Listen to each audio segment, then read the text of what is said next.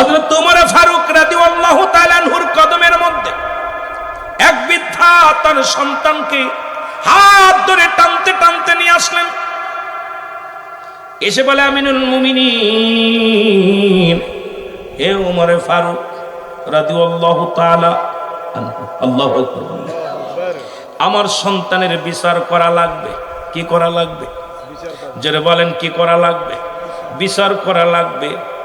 হযরত ওমর ফারুক ডাকতে বলে, বলো ও যুবক, ইনি কি হয়? বলে, উনি আমার আব্বা হয়।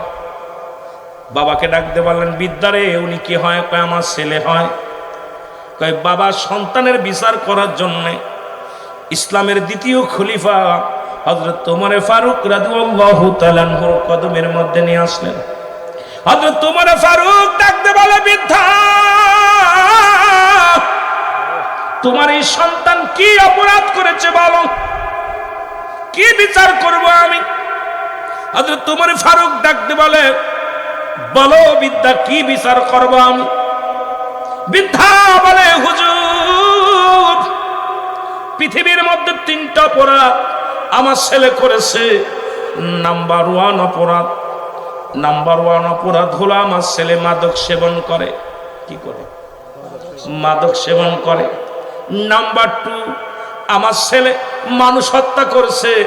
নাম্বার 3, আমার ছেলে জিনাকারী। জোরে জোরে চিল্লায় বলা যাবে না নাউজুবিল্লাহ।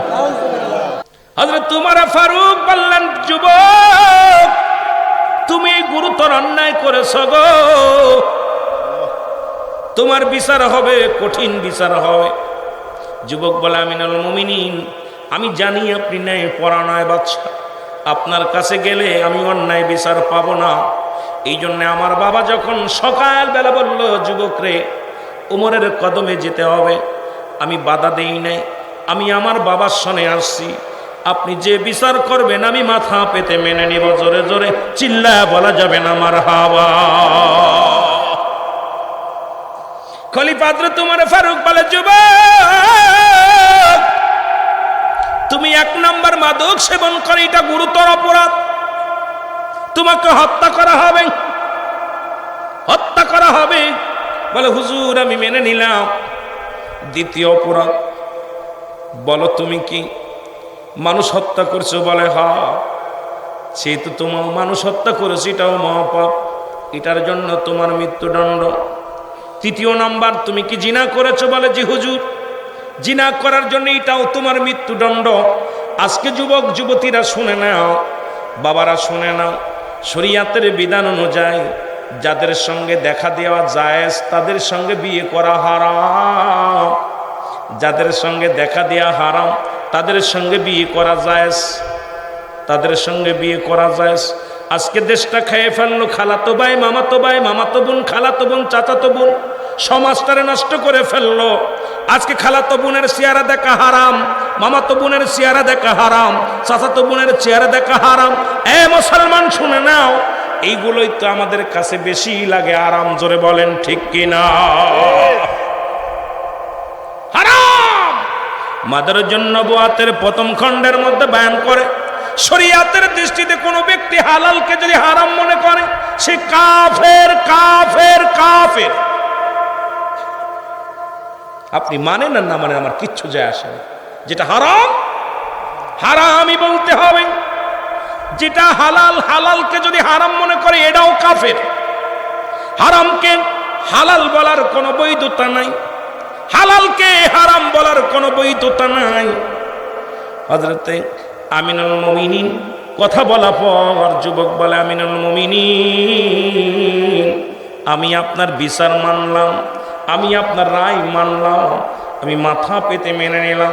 জোরে জোরে চিল্লায়া বলা যাবে না আল্লাহু আকবার, আল্লাহু আকবার। তবে আমার বিচারের আগে, আমার বিচারের আগে আমার আব্বার বিচারটা করা লাগবে। কার বিচার? আজকে যারা এই পতেঙ্গার জমিনে যাদের বাবা সন্তানেরা আজকে ওখানে ঢেউ খায়, ওই পাথরের পর বসে বসে সেলফি তোলে, দুজনে এক চাদরের মধ্যে জড়াজড়ি যারা করো, যারা 21শে ফেব্রুয়ারির নামে যারা দুনিয়ার মধ্যে জিনা ব্যভিচার করছো, 1 নম্বরেই তাদের পিতা মাতার বিচার হবে। জোরে জোরে চিল্লায়া বলা যাবে না আল্লাহু আকবার। মুসলমান শুনে নাও, জিনার পরিমাণ পৃথিবীর মধ্যে যদি কোনো যুবক, কোনো অবিবাহিত যুবক যুবতী যদি জিনা করে, ভালো করে লিখে নেন, ভালো করে লিখে নেন, যদি অবিবাহিত পুরুষ অবিবাহিত নারী যদি জিনা করে, এই জিনার শাস্তির বিধান হলো, ইমাম সাহেব হুজুর আছেন, আলেম ওলামা আছেন, শাস্তির বিধান হলো 100 ডোরা তার গায়ের মধ্যে মারতে হবে। কয়েকটা ডোরা মারা পর যদি মারা যায়, মারা গেলে তাকে গোসল করাতে হবে, গোসল করায় তার দাফদা কাফন পরাইতে হবে, কাফন পরানোর পর তার জানাজা পড়া যাবে, জানাজা পড়ায় তারে কি করা লাগবে, তাকে মুসলমান দাফন করা যাবে শরীয়তের বিধান অনুযায়ী।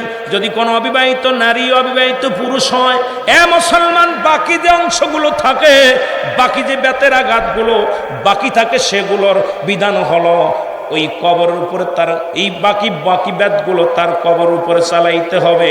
আর যদি বিবাহিত নারী হয়, বিবাহিত পুরুষ হয়, ভালো করে জেনে নেন বাবা, যারা বিবাহিত, যারা বিবাহিত, যারা অবিবাহিত, বিবাহিত যারা আছেন নারী এবং পুরুষ, এই পুরুষ এবং নারী যদি জিনা করেন, সর্বপ্রথম তাদের বুক পর্যন্ত মাটির মধ্যে পুঁততে হবে। ভালো করে লিখে নেন বাবা, আজকে আমার দেশটা বাঁচাইতে হলে এর কোনো বিকল্প নাই। আজকে ইসলামী রাষ্ট্র যদি বানাইতে চান, ইসলামের বিধান মানতে হবে, কোরআনের বিধান মানতে হবে। এরপরে বুক পর্যন্ত মাটির নিচেই পুঁততে হবে, কঙ্কাল নিক্ষেপ করতে হবে, পাথর ছুঁড়ে মারতে হবে। যখন নিশ্চিত হবেন তে মারা গেছে রে, যখন আপনি নির্দিষ্ট মনে করবেন উনি মারা গেছে, মারা যাওয়ার পরে তাকে মাটি থেকে তুলে উঠাইতে হবে। উঠায়া এবার তার কাফন হবে না, তার দাফন হবে না, তার কোনো জানাজা হবে না। বিবাহিত নারী বিবাহিত পুরুষ যদি জিনা করে, তাকে কুকুর শেল দিয়ে লাশটা খাওয়ায় দিতে হবে। সুতরাং বিবাহিত নারী বিবাহিত পুরুষ কোনো জানাজা পাবে না, বিবাহিত নারী বিবাহিত পুরুষ কোনো কাফন পাবে না, বিবাহিত নারী বিবাহিত পুরুষ কোনো গোসল পাবে না।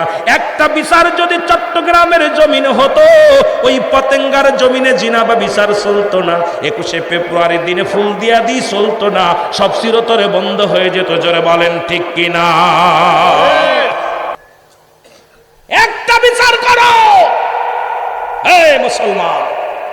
সুতরাং আমার দেশে অসংখ্য নারী স্বামী বিদেশের মাটিতে, এদিকে পরক্রিয়া, আহা, খালাতো ভাই মামাতো ভাই নিয়ে, বন্ধু নিয়ে, বয়ফ্রেন্ড নিয়ে হাওয়া খাচ্ছে, রিসোর্টে চলে যাচ্ছে। কোথায় এগুলো বিচার করবে কে? যেহেতু মুসলিম কান্ট্রি, আমাদের সবাই ঐক্যবদ্ধ হতে হবে। দেশের উপরে জিনা হবে, দেশের মানুষ জিনা করবে, এটা আমরা মুসলমান মেনে নিতে পারবো না। আমাদেরকে সচেতন হতে হবে। জোরে বলেন ঠিক কিনা?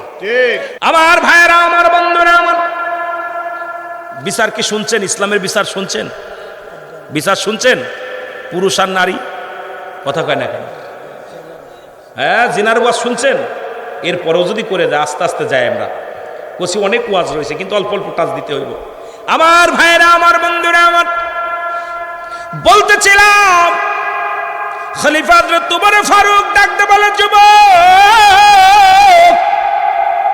তুমি মৃত্যুর জন্য প্রস্তুতি হও। যুবক বলে, আমিনুল মুমিনিন, আমার বিচারের আগে আমার বাবার বিচারটা করেন। বলে, বাবার বিচার কি? বলে, হুজুর, 1 নম্বর অপরাধ আমার বাবার, 1 নম্বর অপরাধ আমার বাবার, সে আমাকে একটা ভালো মা দেয় নাই। ভালো করে বুঝে নিবেন, 1 নম্বর অপরাধ আমার আব্বার, সে আমাকে একটা ভালো মা দেয় নাই। প্রাথমিক বিদ্যালয়টা ভালো না, এই কারণে আমার চরিত্র ভালো না। আজকে এমন একটা মা দিছে, সে বেগানা পুরুষের সঙ্গে চলাফেরা করে। অনেক মা আছে ছেলে মেয়ে হওয়া পারু বেগানা পুরুষের সঙ্গে চলাফেরা করে। এ মুসলমান, শোনে না, দিলের কান্দা লাগায় শোনো। ডাকতে বলো, হুজুর, আমার যে মা দিছে, সেই মাটা হলো জিনাকারিনী, সেই মাটা হলো বেপরদায় চলে, সেই মাটা হলো দাউসের মতো চলাফেরা করে। সুতরাং 1 নম্বর অপরাধ করেছে আমার আব্বা। আমি যুবকদের বলি, আমরা সুন্দরী পুজুরি হয়ে গেছি গো। এখন ধলা চামড়া পালি, আমরা পাগল হয়ে যাই। আগের যুগে দেখেছি মুরব্বীরা যখন সন্তানাদি বিয়ে পড়াইতো আগে দেখতো গোষ্ঠী, তারপরে দল, তারপরে দেখতো মায়ের কোল, পিতৃকোল, মাতৃকোল। এই মেয়েটা কোরআন শরীফ পড়তে পারে কিনা, আমল করে কিনা, রোজা রাখে কিনা, কোরআন শরীফ পড়তে পারে কিনা, নামাজ আদায় করে কিনা। এ মুসলমান তারা চেহারা দেখতো না, চেহারা দেখতো না, আগে দেখতো তার গুণাগুণ। আর এখন আমার যুবকরা শুধু দলা চামড়ার জন্য পাগল। এই দলা চামড়াগুলো সমাজ নষ্ট করে, জাতি নষ্ট করে। এই দলা চামড়ায় দেশটারে শেষ করে দেয়। জোরে জোরে বলেন ঠিক কিনা? আমার ভাইয়েরা, আমার বন্ধুরা, আমার গভীর মনোযোগ। আমি যে সমস্ত যুবকরা বিয়ে করিস না, আমি তোদের হাতে ধরে বলে যাই, বাজানরে শুনে নেন। প্রয়োজন হলে একজন রিক্সা চালকের মেয়ে বিয়ে কর, একজন ভ্যান চালকের মেয়ে বিয়ে কর, একজন দিনমজুরি মানুষের মেয়ে বিয়ে কর। যে মেয়েটা কোরআন শরীফ পড়তে জানে, যে মেয়েটা আমল করে, যে মেয়েটা পর্দা করে চলে, যে মেয়েটা শরীয়তের বিধান মেনে চলে, বেগানা পর্দায় চলে না, বেগানা পুরুষের সঙ্গে চলে না, জীবনের রাস্তাঘাটে এইরকম বেফাইসা মতো চলে না।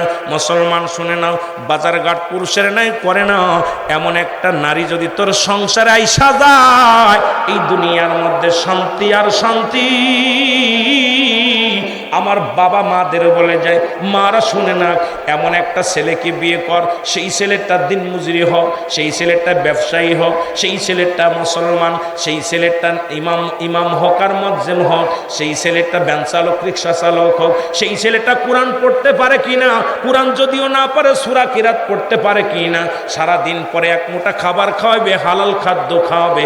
শোনে মুসলমান শুনে নাও, আজকে আমরা খুঁজি শুধু প্যান্ট শার্ট পরা, প্যান্ট শার্ট পরা, শার্ট পরা, দাঁড়ায়া প্রস্রাব করে, দাঁড়ায়া প্রস্রাব করে, বৈশা করতে পারে না। কত টাকা তার বেতন, কত টাকা সুদ খায়, কত টাকা ঘুষ খায়। আমি মুসলমান বলে যাই, তোমার মেয়েটাকে যদি একজন হালাল খোর বান্দার হাতে, নামাজি বান্দার হাতে যদি তোমার মেয়েটাকে শপথ করে দিতে পারো, এই দুনিয়ার মধ্যে একটা জান্নাত কিনে নিতে পারবা।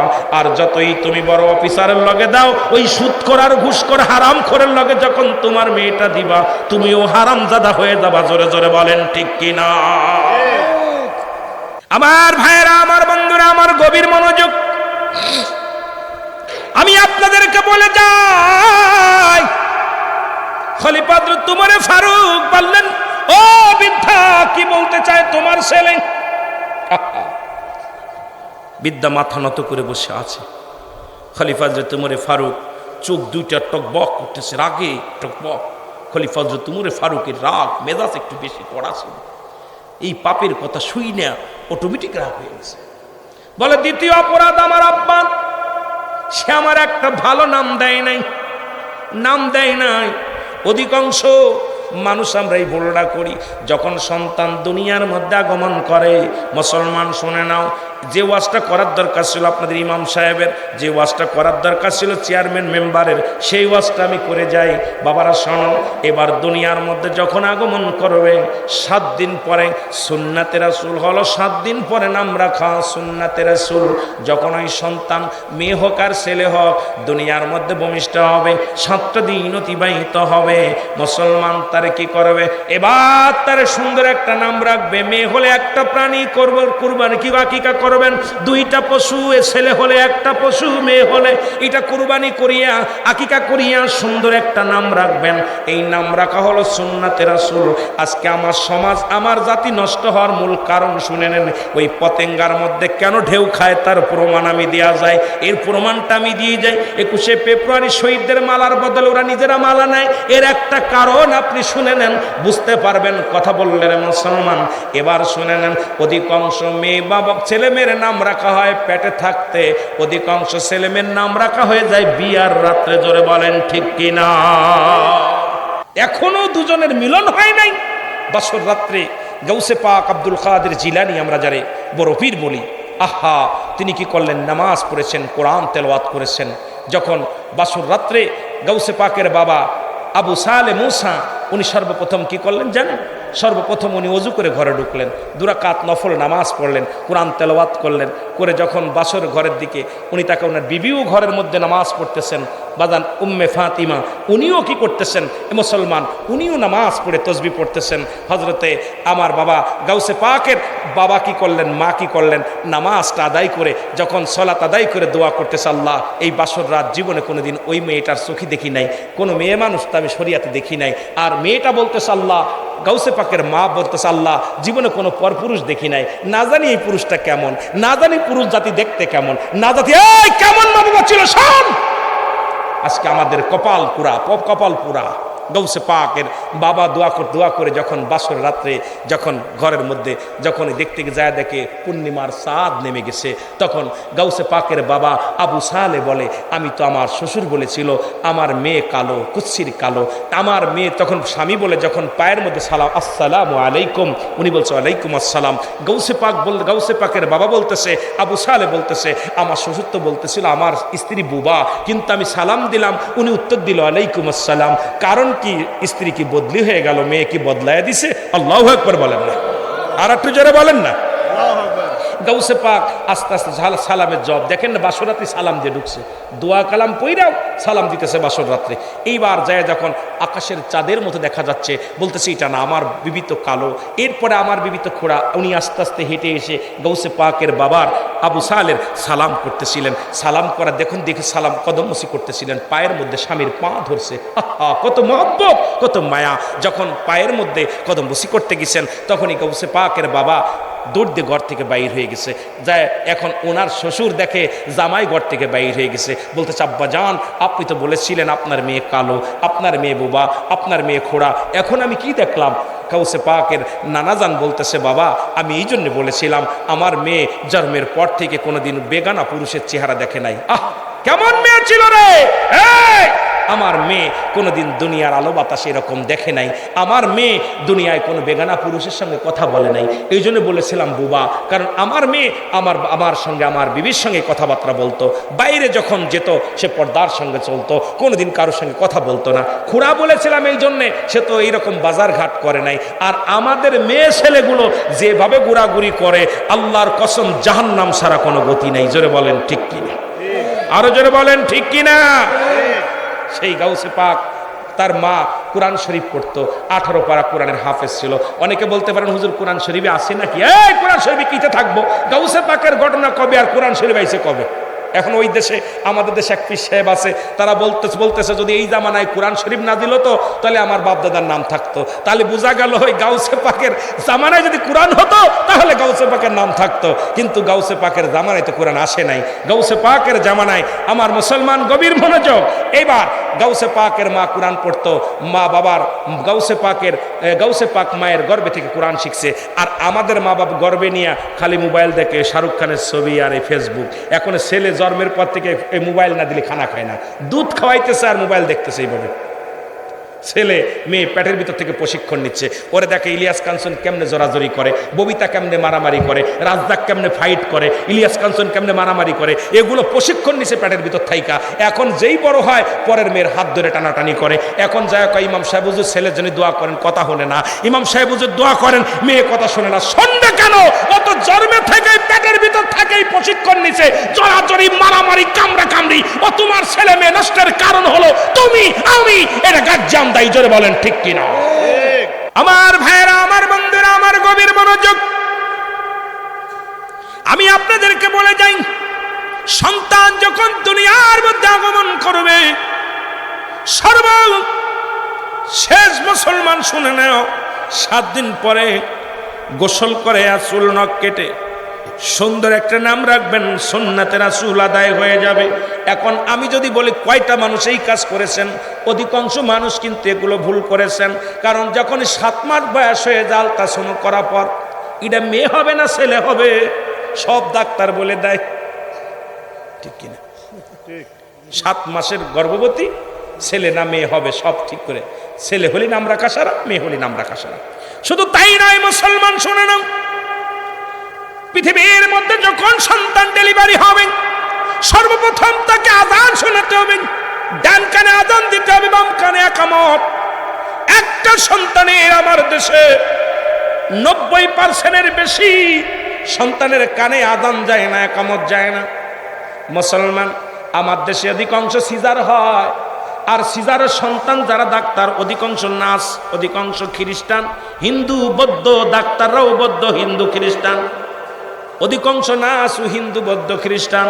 আপনার সন্তানের কানে আজান যায় না, এই জন্য বড় হলে এদের আর আজান ভালো লাগে না। কয়েকদিন আগে দেখলাম এক মন্ত্রী বলতেছে, বাংলাদেশে ঢাকা শহরে যখন আজান দেয় আমার মন বলে খদ্দের যেমন পতিতালায়, যেমন পতিতালার মেয়েরা যেমন খদ্দের খোঁজে, তদ্রূপ মনে হয় আজানের ধ্বনিটা দিলে মনে হয় পতিতালায় খদ্দের খোঁজে।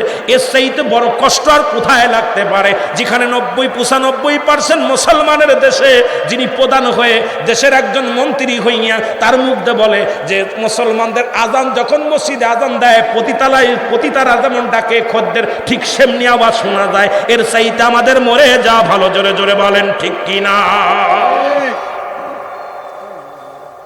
আমি অবাক হয়ে গেলাম।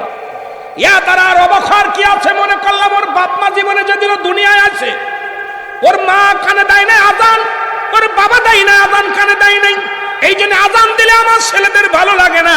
যে ব্যক্তি আজান শুনে মসজিদে ছুটে আসে, যে ব্যক্তি আজান শুনে পৃথিবীর মধ্যে আসে, আজান দিলে আর ঘুমায় থাকতে পারে না ঘরে। যে ব্যক্তি আজান শুনে দুনিয়ার মধ্যে আসে, এই ব্যক্তি আজান দিলে যতই শীত আসুক আর যতই ঠান্ডা পড়ুক ও অজু করে মসজিদে চলে আসে, কারণ আল্লাহর জন্য পাগল হয়ে যায়। জোরে জোরে বলেন ঠিক কিনা? 2-3 নাম্বার বলতেছে হুজুর, 3 নাম্বার অপরাধ আমার বাবা, 3 নাম্বার অপরাধ আমার আব্বা আমার পৃথিবীর মধ্যে কোন ইসলামের জ্ঞান দেয় নাই, আমার কোন কোরআন শিক্ষা দেয় নাই, হাদিস শিক্ষা দেয় নাই। হুজুর 3 নাম্বার অপরাধ আমার আব্বা মায়ের। আমি যদি আজকে ইসলাম সম্পর্কে জানতাম, ভালো মন্দ হারাম হালাল যদি জানতাম, গুনার কাজ যদি জানতাম, জীবনে আমি এত বড় অপরাধী হতাম না। সুতরাং পৃথিবীর মধ্যে 3 নম্বর অপরাধ করেছে আমার আব্বা মা। সে আমাকে কোনো কোরআনের জ্ঞান দেয় নাই। আপনাদেরকে বলে যায়, ছেলে যত বড় ল পাস করেন না কেন, বিদেশ থেকে ডিগ্রি নিয়ে আইছেন, এই ডিগ্রির কোনো মূল্যায়ন নাই। যদি সন্তানকে সুশিক্ষায় শিক্ষিত না করতে পারেন, যদি সন্তানকে কোরআন হাদিসের জ্ঞান না দিতে পারেন, ওই সন্তান একদিন আপনার বুকে লাথি মেরে জাহান্নামে চলে যাবে। ওই সন্তান একদিন আপনার বুকের মধ্যে লাথি মারবে। তখন আল্লাহ পাক ডাক দিয়ে বলবে, ফেরেশতারা রে, যে সন্তান তার বাবার বুকে লাথি মারছে, মায়ের বুকে লাথি মারছে, ওই হাজী সাহেবরে শুদ্ধ জাহান্নামে নিক্ষেপ করে দাও। জোরে জোরে চিল্লায় বলা যাবে না আল্লাহু আকবার। এই জন্য নিম্নতম তারে কি করবেন? এ মুসলমান, নামাজের নিয়ম কানুন শিখাবেন, জানাজার নিয়ম কানুন শিখাবেন, 40টা হাদিস তাকে শিখাইবেন, 10টা সূরা তাকে শিখাইবেন। এ মুসলমান শুনে নেন, যদিও না পারেন ওরে মুসলমান 6টা কালেমা তারে শিখাইবেন, নামাজের কিছু নিয়ম কানুন শিখাইবেন, হারাম কুন্ডা হালাল কুন্ডা এটা তারে বুঝাইবেন।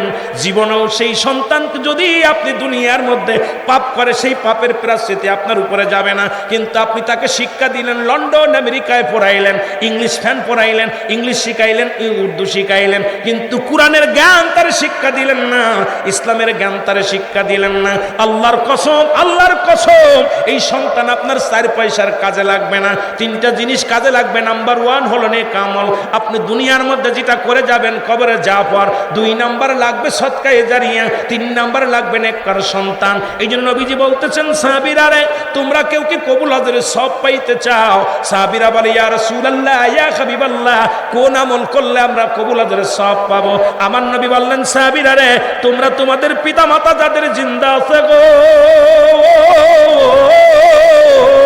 তোমরা বাড়ি যা সালাম দিবা, আসসালামু আলাইকুম বাবা, আসসালামু আলাইকুম মা, তোমার আমল নামায় একটা কবুল হজের সব লেখা হয়ে যাবে। সাহাবীরা বললেন, ইয়া রাসূলুল্লাহ, ইয়া হাবিবাল্লাহ, চোখের পানি ছেড়ে কান্দে, নবী গো, আমাদের তো মা নাই, আমাদের তো বাবা নাই।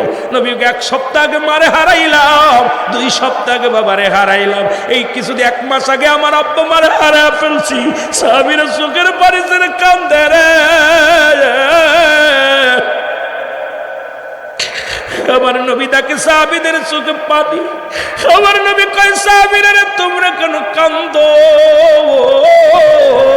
সাহাবীরা বলে, ইয়া রাসূলুল্লাহ, ইয়া হাবিবাল্লাহ, আপনি যদি এই ওয়াজটা আগে করতেন, এই আমলটা যদি আগে জানতাম, আমাদের এমন দরদি বান্ধব আজ দুনিয়ার মধ্যে নাই, বাবা নাই, মা নাই। আমার নবী কয়, সাহাবীরা রে, তোমরা কি জানো না আমি কত বড় এতিম? এই দুনিয়ার মধ্যে যখন আমি 6 মাসের গর্ভে আমার মায়ের গর্ভে তখন আমি বাবারে হারাইছি। আলম ইয়াজিদকে ঈমান ফা। আল্লাহ বলে হাবিব রে তোমার আমি এতিম বানাইলাম, তোমার আমি দুনিয়ার মধ্যে এমন এতিম যখন 6 মাস করবে তখন তোমার আব্বাজান দুনিয়ার মধ্যে থেকে বিদায়। শরীয়তের চোখ দিয়ে কোনোদিন আব্বারে দেখি না। যখন আমার বয়স 6 বছর 6 মাস বা 7 মাস তখন আমি মারে হারাইছি, দুনিয়ার বুক থেকে মারে হারাইছি। 6 বছরে যখন আমার 6 বছর বয়স যখন তখন মারে হারাইছি। যখন 6 বছরে 7 মাস তখন দাদা আব্দুল মুতালিব রে হারাইছি। আমার মতো এতিম তোমাদের মধ্যে আর কেউ নাই। আমার নবীও কান্দে, সাহাবীরা কান্দে। আমার আল্লাহ ডাকতে বলে জিবরিল দৌড়ে যাও, দৌড়ে যাও আমার হাবিবরে জানায় যাদের আব্বা নাই মা নাই তারা যেন চোখের পানি ছেড়ে ভাবে কান্দে। রব্বির রহমহুমা কামা রব্বায়ানি সগীরা। জোরে বলেন রব্বির রহমহুমা কামা রব্বায়ানি সগীরা। এ মুসলমান গভীর মনোযোগ, যে কথা বলতেছিলাম গো দিলের কান্ডা লাগা শুনালো।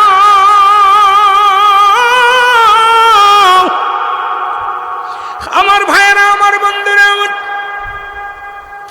হযরত ওমর ফারুক ডাকতে বলে বৃদ্ধা রে, ও বৃদ্ধা তুমি মৃত্যুর জন্য প্রস্তুতি হয় নাও, কারণ সন্তানটা নষ্ট হওয়ার মূলে হলো তুমি। আজকে তোমার ছেলে কলেজে যায়, একবার কি খবর নিছো ছেলে কোথায় যায়? মেয়ে কলেজে যায়, একবার কি খবর নিছো মেয়েটা কোথায় যায়, কার লগে ঘরে, কার সঙ্গে পরামর্শ করে? আজকে মোবাইল কিনে দিছো, এই বড় বড় সেটগুলো কিনে দিছ, রাত ভরে পড়ালেখা করে না, শুধু বান্ধবীর সঙ্গে বন্ধুর সঙ্গে শুধু রাত ভরে মেসেঞ্জারে কথা হয়, মুখে কথা হয়। আরে জাতি আজকে সমাজ নষ্ট করে দিলা। কিন্তু আমি ইন্ডিয়াতে গিয়েছিলাম, দেখে আসলাম ক্লাসের মধ্যে লেখা আছে, ক্লাস 6-এর ক্লাসে যদি কোনো ছাত্র বা ছাত্রীর ক্লাসরুমে ক্লাস চলাকালীন যদি মোবাইলের শব্দ বাজে 500 টাকা, ইন্ডিয়ার 500 টাকা জরিমানা। বাজাল মুসলমান ক্লাস 8 পর্যন্ত কোনো ছাত্ররাতে মোবাইল নাই। বড় আশ্চর্য হয়ে গেলাম, যেখানে একটা হিন্দু রাষ্ট্র সেখানেও কিন্তু ক্লাস 8-9-এর কোনো ছেলে মোবাইল ব্যবহার করে না।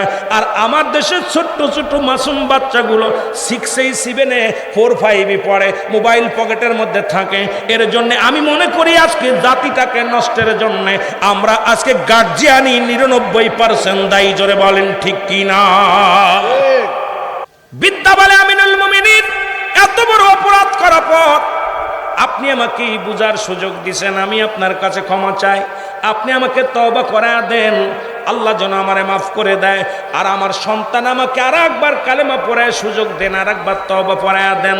আমিনুল মুমিনিন হযরত ওমর ফারুক সঙ্গে সঙ্গে তওবা করায়া দিলেন। বিদ্যা এবং তার সন্তান তওবা করে নিলেন। এইটা দ্বারা প্রমাণ হয়ে যায় আমার জাতি নষ্টের মূল হলো আমরা গার্জিয়ান। আজকে গার্জিয়ানগুলো সচেতন না থাকার কারণে আমার জাতি, আমার সমাজ আজকে নষ্টের মূল। জোরে জোরে চিল্লায় বলেন ঠিক কি না? মুসলমান শেরে বাংলাকে ফজলুল হকের একটা কথা মনে পড়ে গেল, ভালো করে শুনেন, এবার আপনাদের ওয়াজ একটু করে যায়। শেরে বাংলাকে ফজলুল হক উনি উনার জামানায় তৎকালীন জামানার বড় উকিল, বাংলাদেশে সে ব্রিটিশ আমলের শেরে বাংলা ছিলেন, প্রখ্যাত উকিল। তার মতো এত বড় উকিল ছিল না। ব্রিটিশ দিয়া, বাংলাদেশ দিয়া, ইংরেজ দিয়া সবচেয়ে বড় উকিল ছিলেন শেরে বাংলা একে ফজলুল হক। জোরে জোরে চিল্লায় বলো আল্লাহু আকবার। আর একটু জোরে জোরে চিল্লায় বলো আল্লাহু আকবার। তৎকালীন জামানায় একজন যুবক, এ মুসলমান, বাংলাদেশে নয়, ইন্ডিয়ান এক কবি, পাকিস্তানি এক কবি। তখন যৌথ দেশ পাকিস্তান, ইন্ডিয়া, বাংলাদেশ, তিনটা দেশ যৌথভাবে একটা দেশ ব্রিটিশ।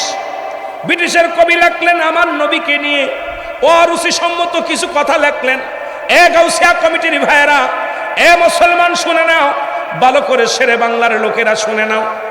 উনি লেখলেন, এর মধ্যে লিখে দিলেন আমার নবীজি নীল নকশা নামে একটা বই লেখলেন। বইটার নাম কি? নীল নকশা। রাসূলের নামে কুটুত্ব করে নীল নকশা নামে একটা বই রাখলেন। এই বইটা যখন যুবকের হাতে পড়লেন, পড়ার সঙ্গে সঙ্গে ভিতরে কামড় দিয়ে উঠছে, আশেকে রাসূলের অন্তরের ভিতরে কামড় দিয়েছে। সঙ্গে সঙ্গে মার কাছে যেয়ে বলছে, মা তুমি আমার গর্ভে ধারিণী মা, আগে বলো আমার নবী কি কোনো নীল নকশা সাজাইছে?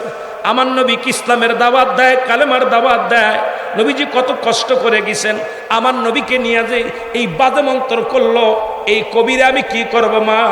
মা বলে, বাবারে কবি লেখছে এটা, কবি যেটা লেখছে বাবারে এটা তুমি কি করবা? কয় মা গো আপনি দোয়া করেন, যতক্ষণ পর্যন্ত আমি কবিকে দুনিয়া থেকে বিদায় না করে দিতে পারবো আমি এক গিলাস পানিও খাবো না, আমি তাকে ছাড়বো না। মা দোয়া করো। জোরে জোরে চিল্লায় বলেন মারহাবা। উনি কলেক্টিভ করলেন রাসূলকে ভালোবেসে। জশ্নে জুলুসে দেখেছে কত খুড়া মানুষ, প্রতিবন্ধী মানুষগুলো পাগলের মতো বৃষ্টির মধ্যে, ঝড়ের মধ্যে, তুফানের মধ্যে নারায়ে রিসালাত ইয়া রাসূলুল্লাহ, নারায়ে তাকবীর, আল্লাহু আকবার, এই ধ্বনি দিতে দিতে পাগলগুলো রাস্তায় বাইর হয়ে গেছে। নবীকে কত ভালোবাসে এটা দ্বারা প্রমাণ হয়। নবীজি বলছে, নবীজি কি বলছে শুনে নেন। নবী বলছে, আমি দেখতেছি অচিরেই পূর্ব দেশ থেকে একটা জাতি বাইর হবে, একদল বাইর হবে, তাদের জবানে থাকবে নারায়ে তাকবীর, আল্লাহু আকবার, নারায়ে রিসালাত ইয়া রাসূলুল্লাহ। এই ধ্বনি দিতে দিতে আমি নবীর কদম মুবারক পর্যন্ত তারা পৌঁছে যাবে। মুসলমান, এটা দ্বারা প্রমাণ হয় বাংলাদেশের পরে আর কোনো মুসলিম কান্ট্রি নাই, বাংলাদেশের পরে আর কোনো মুসলিম কান্ট্রি নাই, বাংলাদেশটাইকে বোঝায়। আর বাংলাদেশের শেষ সীমানের চট্টগ্রামের মানুষ, এই চট্টগ্রাম থেকেই নারায়ে রিসালাত নারায়ে তাকবীর এই স্লোগান দিতে দিতে চট্টগ্রাম থেকেই সেই কাফেলা শুরু হবে, মদিনার দিকে রওনা হবে। জোরে জোরে চিল্লায় বলেন মারহাবা। নবীজির কথা শুন, নবীজি বলছে আমি দেখতেছি অচিরেই একটা দল, একটা কম বাইর হবে পূর্ব দেশ থেকে। কোন দেশ থেকে? পূর্ব দেশ। সেই তাদের জবানে থাকবে নারায়ে তাকবীর, আল্লাহু আকবার, নারায়ে রিসালাত ইয়া রাসূলুল্লাহ। এই ধ্বনি দিতে দিতে আল্লাহু আকবার পতাকা হাতের মধ্যে থাকবে। তারা ছুটে আমি নবীর কদম মুবারক পর্যন্ত আসবে, রওজা পর্যন্ত আসবে। তা দ্বারা আমি প্রমাণ পাইলাম আমার ক্ষুদ্র জ্ঞান দ্বারা যে বাংলাদেশের পরে আর কোনো মুসলিম কান্ট্রি নাই, পূর্ব দেশে আর কোনো কান্ট্রি নাই। আর পূর্ব বাংলাদেশের সর্বশেষ কান্ট্রির আপনারা এই চট্টগ্রাম বিভাগ, ঠিক কিনা?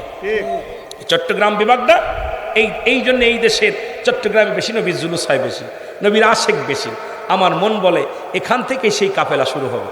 আমার মন বলে ক্ষুদ্র জ্ঞান দ্বারা, আমার মন বলে সেই কাফেলা আল্লাহ পাক দয়া করে হয়তো চট্টগ্রাম থেকে বাইর করবে, এই কাফেলা মদিনার দিকে পৌঁছে যাবে। জোরে বলেন মারহাবা, আরো জোরে, আরো জোরে। এটা নবীজির কথা, আমার কথা না, নবীজি বলে গেছেন। সেই পূর্ব দেশ এই জন্য দুইটা দেশ, একটা হলো সোনার মদিনা, একটা সোনার বাংলা। দুইটা দেশ পৃথিবীতে, সোনার লন্ডন না, সোনার আমেরিকা না, সোনার জর্ডান না, সোনার আমেরিকা না, সোনার দেশ সোনার মদিনা আর সোনার বাংলা। একটা হলো মদিনার নামের সঙ্গে সোনার মদিনা আর সোনার বাংলা, দুইটা দেশ সোনা দিয়ে লেখা। অল পৃথিবীতে দুইটা দেশ, একটা হলো সোনার মদিনা, একটা সোনার বাংলা।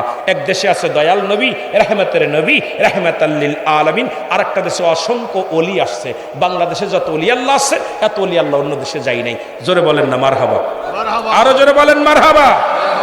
এই জন্য যারা শুয়ে আছে তারা জিন্দা, যাদের কথা আল্লাহ বলে সূরা ইউনূসের মধ্যে 11 নম্বর পারা 62 নম্বর আয়াত, আল্লাহ নিজেই তো বলে আলা সাবধান ইন্না নিচালা ইন্না উলিল্লাহি, আল্লাহর তরফ থেকে যারা ওলি হয় লা নাই খবুন শব্দের অর্থ হয় ওয়ালা, যদি অবস্থান করে হুমদের উপরে হাজানুন, তাদের কোনো চিন্তা ভাবনা কিচ্ছু নাই। মেরকাতের 10ম খণ্ড 722 নম্বর পৃষ্ঠা, তাফসীরুল বায়ান 5ম খণ্ড 524 নম্বর পৃষ্ঠা। রাসূল বলে আলা সাবধান ইন্না নিচালা ইন্না উলিল্লাহি, আল্লাহর তরফ থেকে যারা ওলি হয় লা ইয়ামুত, তারা মৃত্যুবরণ করে নাই। এই চট্টগ্রামের জমিনে আল্লাহর ওলিরা শুয়ে আছে, তাদের মৃত্যু হয় নাই, তারা জিন্দা। জোরে বলেন ঠিক কিনা? আর একটু জোরে বলেন মারহাবা। রাহমাতুল লিল আলামিন যখন মক্কা থেকে মদিনায় হিজরত করলেন, মনে রাখবেন কথাটা, নবী দেশকে কত ভালোবাসত। আর আমরা বাংলাদেশের মানুষ বাংলাদেশকে কত ভালোবাসি। রাসূল পাক সাল্লাল্লাহু আলাইহি ওয়াসাল্লাম মক্কা ভূমি থুয়ে যখন মদিনার দিকে রওনা হয়ে গেলেন, নবীজিকে কষ্ট দিয়েছে মক্কার মানুষ, নবীজিকে লাঞ্ছনা দিছে, গঞ্জনা দিছে। এক ছিল নকুল আবহাওয়া, মুসলমান, দুই ছিল ইসলামের দাওয়াত। এরকম একাধিক কারণে রাহমাতুল লিল আলামিন যখন মক্কা থেকে মদিনায় চলে গেলেন, তখন মদিনার একজন ব্যক্তি, এক সাহাবী, জনক এক সাহাবী বললেন, মদিনা, ওরে মক্কার ছেলেরা দুষ্ট। জোরে জোরে চিল্লা বলা যাবে না, আল্লাহু আকবার। আল্লাহু আকবার। নবীর সামনে বললেন, মক্কার ছেলেরা দুষ্ট। কারা দুষ্ট? কথা বুঝে নিয়েন কিন্তু। মক্কার ছেলেরা দুষ্ট। রাসূল আকরাম সাল্লাল্লাহু আলাইহি ওয়াসাল্লামের বলার সঙ্গে সঙ্গে নবীর অন্তরের ভিতরে লাগলো, নবীজির হৃদয়ের ভিতরে লাগছে। ওই সাহাবী যখন রাসূলুল্লাহর সামনে বারবার আসতে গেলেন, নবীজির সামনে যখন আসে, নবীর মুখটা ঘুরিয়ে ফেলে, ডান দিক থেকে আইলে বাম দিকে ঘুরিয়ে ফেলে, বাম দিক থেকে গেলে ডান দিকে ঘুরিয়ে ফেলে। সাহাবী বলে, ইয়া রাসূলুল্লাহ, ইয়া হাবিবাল্লাহ, আমি বুঝতে পারি না, গতকাল থেকে আপনি আমার দিকে তাকান না।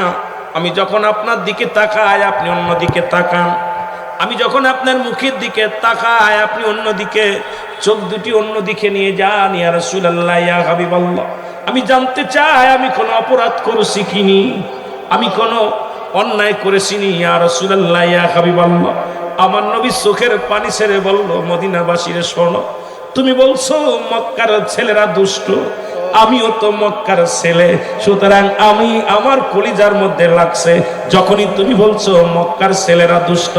এই মুসলমান শুনে নাও, দেশকে ভালোবেসেছিল আমার নবী কেমন? এ মুসলমান গভীর মনোযোগ। আজকে আমরা দেশকে ভালোবাসি, দেশের উপরে আঘাত আসে, আমরা মুখ বুজে বন্ধ করিনি। আমরা মনে করি এ দেশটা আমার নয়, এ দেশটা দেখার দায়িত্ব সরকারের, এ দেশটা দেখার দায়িত্ব প্রশাসনের, এ দেশটা দেখার দায়িত্ব কারের, অন্য লোকের না। না না না, যেহেতু এই দেশের নাগরিক আমি, এই দেশের সন্তান আমি, এই দেশের মানুষ আমি, এই দেশকে মনে প্রাণে ভালোবাসতে হবে। দেশকে ভালোবেসে, দেশকে ভালোবেসে, দেশকে মহব্বত করে চলাই হলো ইমানি দায়িত্ব। জোরে জোরে চিল্লায় বলেন ঠিক কিনা? রাসূল থেকে শিখাইতেছি, আমি অন্যদিকে যাইতেছি না, আমার নবীর আদর্শটা। সাহাবী বলে, ইয়া রাসূলুল্লাহ, আপনার কাছে আমি ক্ষমা চাই, আপনার কাছে আমি ক্ষমা চাই ইয়া রাসূলুল্লাহ, ইয়া হাবিবাল্লাহ, আমার অন্যায় হয়ে গেছে। নবীজি বললেন, যেহেতু তুমি মক্কার ছেলেদের দুষ্ট বলেছো, আমিও তো মক্কার ছেলে, আমিও তো মক্কার ছেলে, আমার তো জন্মগ্রহণ করেছি মক্কার নগরে, সুতরাং তুমি যেহেতু দুষ্ট বলেছো আমাকেও দুষ্ট বলা হয়ে গেছে। সুতরাং আমার দেশকে যদি কোনো ব্যক্তি ছোট করে, কোনো ব্যক্তি যখন আঘাত করে, এই আঘাতটা যদি অন্তরের ভিতরে না লাগে, যেটা লেগেছিল শেরে বাংলার কলিজার মধ্যে লেগেছিল, এটা কেন আমাদের লাগে না? আমাদের কলিজার ভিতরে লাগা লাগবে। জোরে বলেন ঠিক কিনা? ও দেশের ভাই রে, বল না কোথায় যাই রে, একটু শান্তি বলো কোথায় গেলে পাই রে, একটু শান্তি বলো কোথায় গেলে, একটু মহব্বতে বলেন, ও দেশের ভাই রে, বল না কোথায় যাই রে, একটু শান্তি বলো। গলা খেয়ে ফেলে কি বলে, একটু শান্তি বলো কোথায় গেলে, চারিদিকে দেখি শুধু নাই কিছু নাই রে, চারিদিকে দেখি শুধু নাই কিছু নাই রে, ও দেশের ভাই রে, বল না কোথায় যাই রে, একটু শান্তি বলো কোথায় গেলে পাই রে, একটু শান্তি বলো কোথায় গেলে। পাম্পে তেল নাই, মরিচি ঝাল নাই, নবাব বাড়ি নবাব নাই, যুবকের কাম নাই, ঠিক কিনা? চারিদিকে দেখি শুধু নাই কিছু নাই রে, চারিদিকে দেখি শুধু নাই কিছু নাই রে, ও দেশের ভাই রে, বল না কোথায় যাই রে, একটু শান্তি বলো কোথায় গেলে পাই রে, মসজিদে গেলে পারে শান্তি খুঁজে পাই রে, মাহফিলে গেলে পারে শান্তি খুঁজে পাই রে, পিতা মাতার খেদমত করলে শান্তি খুঁজে পাই রে, মা বাবার খেদমত করলে শান্তি খুঁজে পাই রে। জোরে বলেন ঠিক কিনা? পাচ্ছি। আমার ভাইরা, আমার বন্ধুরা, আমার সৈনা লাগো, গতকালকে দেখলাম শহীদদের মর্যাদার চাইতে মর্যাদাই বেশি হয়। আজকে যদিও এটা ইসলামের রীতির মধ্যে পড়ে না, যদিও বলি হয়তো সকালবেলা হাতের মধ্যে হ্যান্ডকাপ পরবে, হিন্দুরা তো কয়টা পূজা করে? বেশি পূজা মুসলমানই করে। কত বেশি পূজা? মুসলমানই বেশি করে। কেউ করে দুর্গা পূজা, কেউ করে মুসলমান ওদিকেও যাব না, আবার ভেজাল বাঁধবে। কেউ করে মাজার পূজা, কেউ করে মুসলমান কায়েক। ওরা তো কয়েকটা দেবদেবীর পূজা করে, মুসলমান বেশি পূজা করে।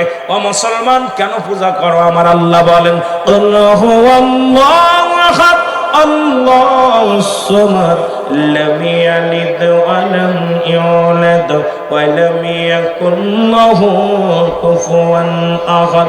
আল্লাহ ডাকতে পারে হাবিব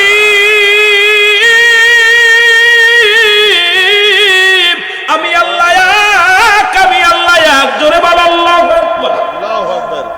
একটু আস্তে বলবেন না, জোরে বল আল্লাহু আকবার। আমার আল্লাহ বলেন হাবিব রে, আমি পৃথিবীর মধ্যে কাউকে জন্ম দিই নাই, কারো থেকে জন্ম নিই নাই। আসমান জমিনের মধ্যে আমার সমতুল্য, আমার সমকক্ষ আর কেউ নাই। একমাত্র পূজা করবা কার? জোরে বলেন কার? আজকে যদি বলতে যায় মুসলমান বেশি কিন্তু পূজা করে, মুসলমান বেশি। হিন্দুদের তো নাম করা কিছু পূজা করে, কিছু দেবতার পূজা করে, এর চাইতে বেশি পূজা করি আমরা। বাংলাদেশের মধ্যে হাজার হাজার মূর্তি, হাজার হাজার মুসলমান। এই কথাগুলো বললে হয়তো আমাকে আপনারা বলবেন দেশ বিদ্রোহী, আমাকে বলবেন আপনি একটা শিবিরের পোলা, তবে কথাগুলো সত্য কথা বলতে হবে মুসলমান। আজকে যারা এই মূর্তিকে মালা দিতে যায়, তাদের অবমাননা করে এই মালা আবার খুলে এনে প্রেমিকের গলায় দেয়। আমি মনে করি আমার দেশের শহীদানদেরকে তাদেরকে অসম্মান করা হয়, এই শহীদদের প্রতি অশ্রদ্ধা করা হয়, যারা দেশকে ভালোবেসে রক্ত দিয়ে গেল, যারা দেশকে ভালোবেসে জীবন দিয়ে গেল, যারা দেশকে ভালোবেসে বুকের তাজা রক্ত বিলিয়ে দিয়ে গেল, তাদের জন্য কোরআন তেলাওয়াত করো, তাদের জন্য মিলাদ পড়ো, তাদের জন্য দোয়া করো, তাদের জন্য রোজা রাখো, তাদের জন্য সব রেশানি পৌঁছাও। জোরে বলেন ঠিক কিনা? আমার ভাইয়েরা, আমার বন্ধুরা, আমার গভীর মনোযোগ।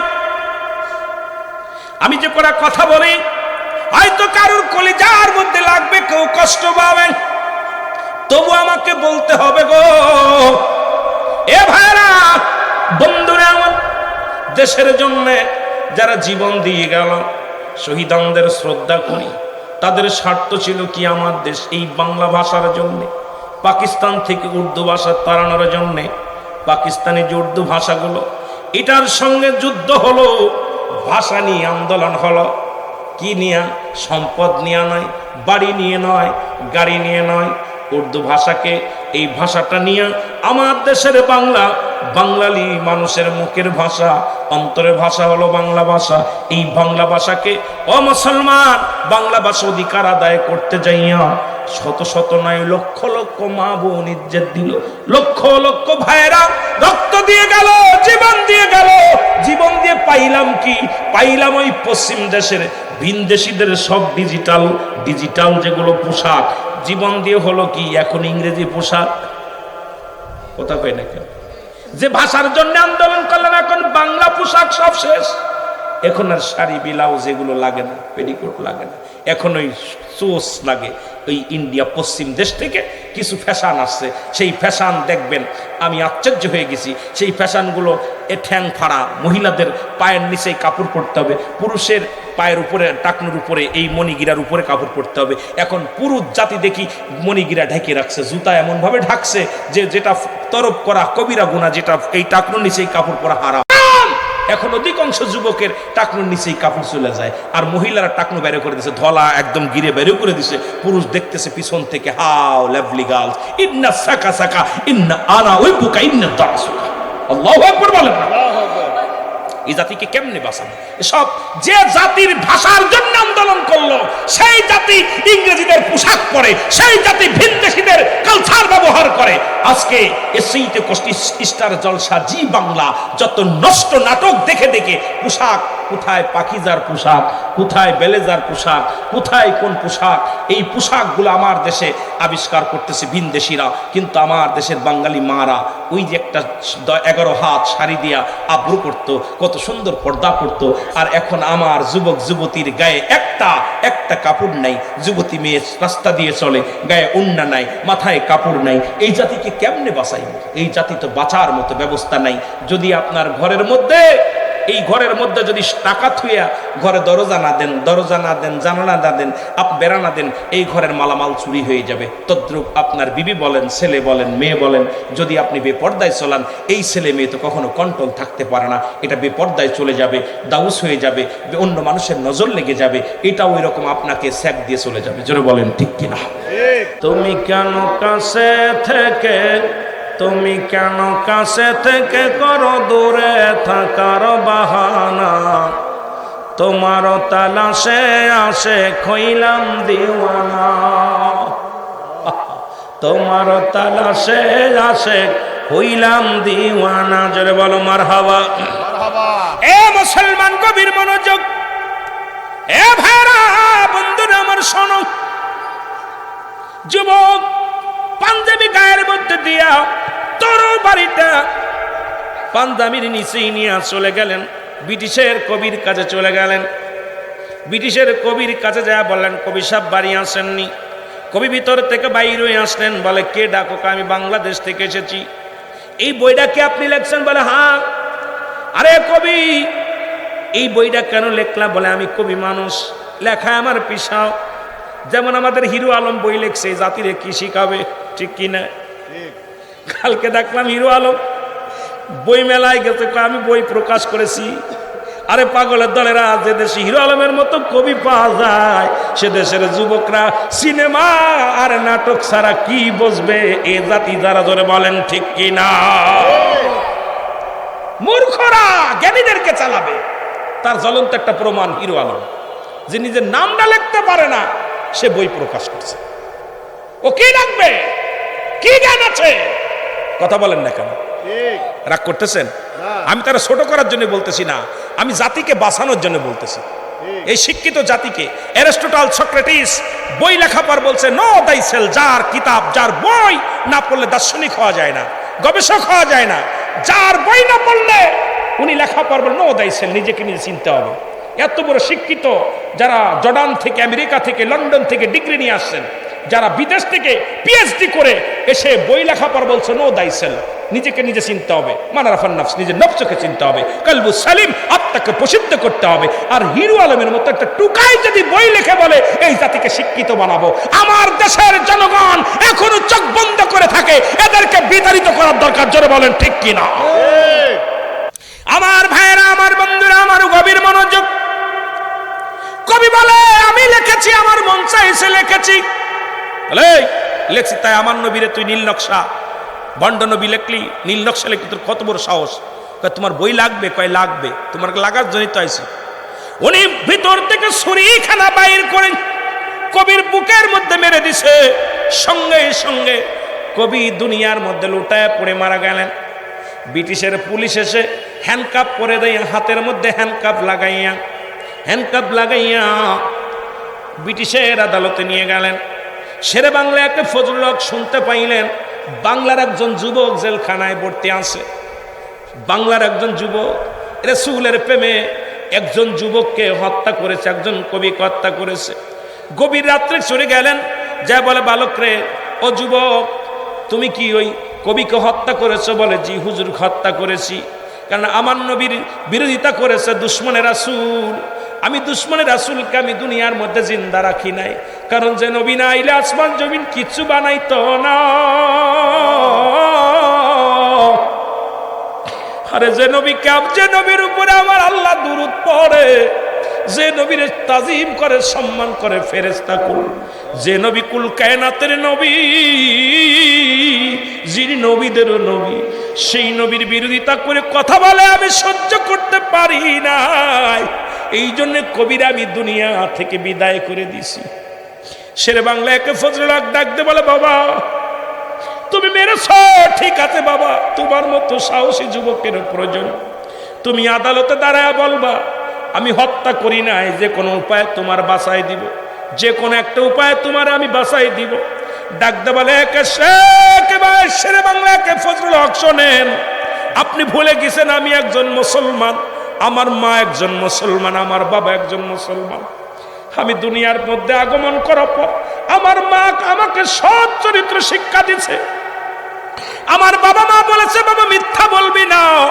আমার বাবা মা বলছে, অন্যায়ের কাছে মাথা নত করবি না, কোনদিন অন্যায় কাজ করবি না। সুতরাং আমার আব্বা মা একজন মুসলমান, একজন মুমিন।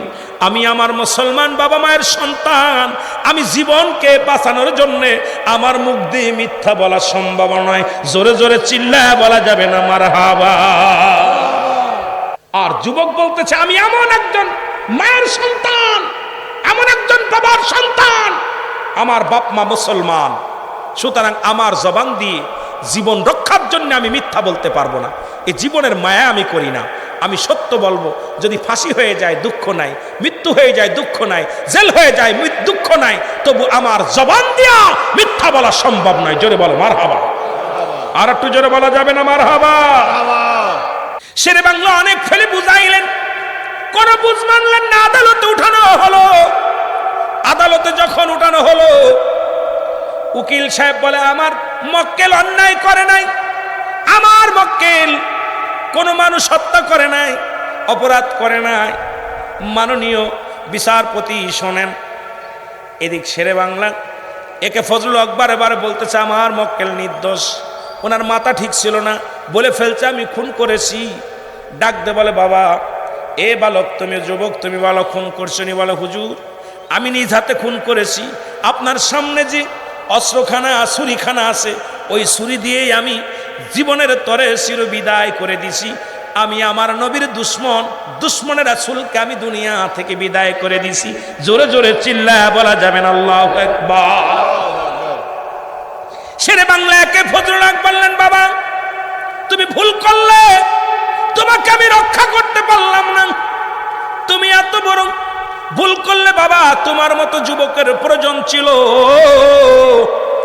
তুমি নিজ হাতে নিজের জীবনটা নষ্ট করে দিলা। শেরে বাংলা একে ফজলুল হক বলে, বাবা তোমার আমি বাঁচাইতে পারলাম না, রক্ষা করতে পারলাম না। ব্রিটিশের আদালতে রায় হলো, আগামী শুক্রবারে ফাঁসির রায় হবে। ফাঁসির রায় হবে, রায় হয়ে গেল। এখন যুবকের কাছে ডাকতে বলে, উকিল বলে, বাবা তো জেল পুলিশ বলে ডাকতে বলে, যুবক তোমার আগামী দিন ফাঁসি হবে, তোমার কি কোনো চাহিদা আছে? কিছু চাও কিনা? খাইতে চাও কিনা? কাউকে দেখতে চাও কিনা? যুবক বলে, জীবনে আমার ফাঁসি হবে, আমি জানি আমি এই দুনিয়া থেকে মানুষ হত্যা করেছি, তবে মরণের আগে আমার জনম দুঃখিনী মা, যে মায়ের গর্ভে আমি 10 মাস 10 দিন ছিলাম, ওই মায়ের কাছে একটা রাত আমি কাটাইতে চাই। ওই মায়ের বুকে মাথা দিয়া, মায়ের কোলে মাথা দিয়া আমি একটা রাত ঘুমাইতে চাই। ব্রিটিশের জেল পুলিশে নিয়ে চলে আসলেন, সন্তানকে নিয়ে চলে আসলেন বাংলার জমিনে। এর মায়ের কাছে মা জরুরি দেখছে, সন্তানকে দেখে ডাকতে বলে, বাবা তোমার কেন পুলিশ পাহারায়? বলে, মা গো আগামী শুক্রবারে আমার ফাঁসি হবে গো মা। মা গো দুশ্মনের রাসূলকে আমি হত্যা করেছি, জীবনের তরে তরে বিদায় করে দিছি মা। মা আগামী দিন আমার ফাঁসি হবে।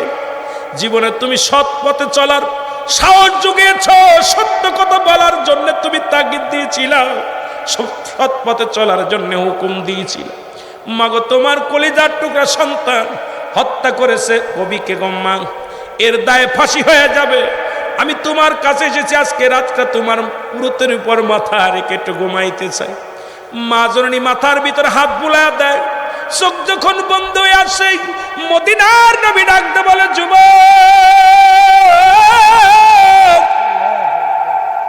তুই তোর মায়ের বুকে মাথা রেখে ঘুমাস না, আমি নবী তোরে ঘুম পাড়াইব। আমাকে ভালোবেসে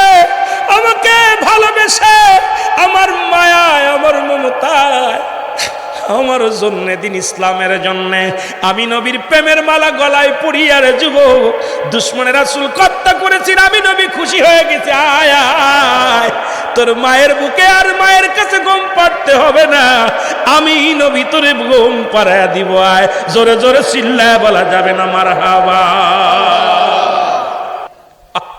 এর প্রেম যদি করবি রে মন, বলেন প্রেম যদি শিখবি রে মন, ওরে সব সেরে চল মদিনায় তোরা, সব সেরে চল মদিনায়। আমার দয়াল নবী যেই দেশে ঘুমায়, আমার মায়ার নবী, আরো জোরে বলেন আমার দয়াল নবী যেই দেশে এ তোরা দেখলে ছবি পাগল হবি, দেখলে এর কাঁদবি বসে নিরালায়। আমার দয়াল নবী যেই দেশে ঘুমায়, আমার মায়ার নবী। একটু মহব্বতে বলা যাবে না তোরা প্রেম যদি করবি রে মন, বলেন প্রেম যদি শিখবি রে মন, সব সেরে চল মদিনায় তোরা, সব মদিনায়। আমার দয়াল নবী যেই দেশে ঘুমায়, আমার প্রাণের নবী। ও তোরা দেখলে ছবি পাগল হবি, তোরা দেখলে ছবি পাগল হবি, কাঁদবি বসে নিরালায়, তোরা কাঁদবি বসে নিরালায়। আমার দয়াল নবী যেই দেশে